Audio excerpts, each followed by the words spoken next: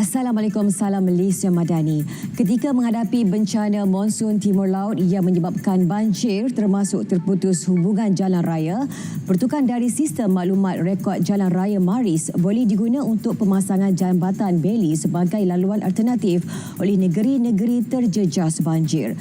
Keputusan tersebut juga terkandung dalam Belanjawan 2025 yang memperuntukkan RM5.5 bilion kepada kerajaan negeri untuk dana tersebut. Timbalan Menteri Kerja Raya Datuk Seri Ahmad Maslah berkata, dana Maris sebelum ini digunakan bagi kerja pembersihan jalan meliputi longkang, saliran air dan bahu jalan. Beliau ditemui selepas mengadakan lawatan ziarah kasih di Kampung Pari Ibrahim Pontian pada Ahad.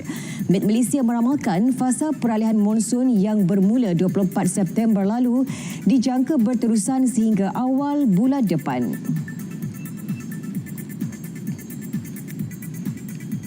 Lembaga Pertubuhan Peladang LPP rancang untuk menggunakan jentera elektrik berteknologi baharu bagi memodenkan aktiviti penanaman padi pada masa akan datang. Ia bertujuan meningkatkan hasil pengeluaran padi sekaligus dapat menjayakan sasaran tanaman padi sebanyak 5 kali dalam tempoh 2 tahun. Penggunaan traktor elektrik lebih bersifat mesra alam sekitar kerana tiada pelepasan karbon dan bunyinya hampir senyap berbanding traktor biasa yang menggunakan diesel.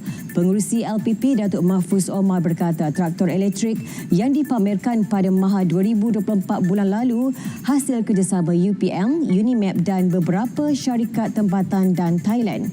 Kajian lebih mendalam sepanjang sedang dilakukan terutama berkaitan harga dan daya ketahanan jentera terbabit.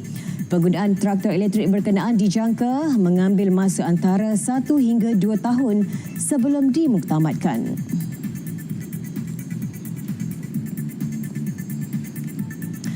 Tentera Laut Mexico baru-baru ini mengumumkan telah merampas lebih 8.3 tan dadah di Lautan Pasifik. Ia merupakan rekod rampasan terbesar untuk operasi tunggal di laut. Menurut Kementerian Tentera Lautnya, nilai rampasan dadah tersebut kira-kira 2.099 bilion peso. Bagaimanapun, ia tidak menyebutkan jenis dadah yang dirampas. Seramai 23 orang telah ditangkap semasa serbuan yang berlaku di barat daya pelabuhan Lázaro Cárdenas di luar pantai barat Mexico. Dadah itu diedarkan dalam 6 bot kecil dan salah satu daripada kapal itu adalah kapal selam. Rampasan dadah terbesar dalam sejarah Mexico ialah 23 tan kokain pada November 2007.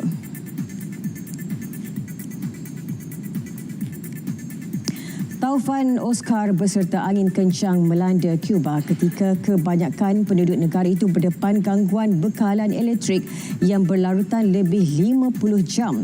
Gangguan bermula pada pagi Jumaat lalu apabila grid kuasa negara yang sudah usang mengalami kegagalan menyebabkan hampir seluruh negara itu terputus bekalan elektrik. Menurut Menteri Tenaga Cuba Vicenta de la Olivia, usaha memulihkan bekalan elektrik terus dipergiat secara berperingkat. Ini meskipun berdepan cabaran angin kencang yang menjejaskan beberapa loji janakuasa berulang kali. Sementara itu, Agensi Meteorologi Cuba mengeluarkan amaran situasi yang amat berbahaya bakal tercetus di timur negara itu. Manakala Pusat Taufan Kebangsaan Amerika Syarikat melaporkan Oscar yang membadai pantai timur laut Cuba merupakan taufan kategori 1 yang membawa angin berkelajuan 120 km sejam dengan Kepulauan Inagua di Bahamas turut merasai kesannya. Sekian berita semasa dari Sungai ke Segara Palestin Pasir Merdeka. Assalamualaikum.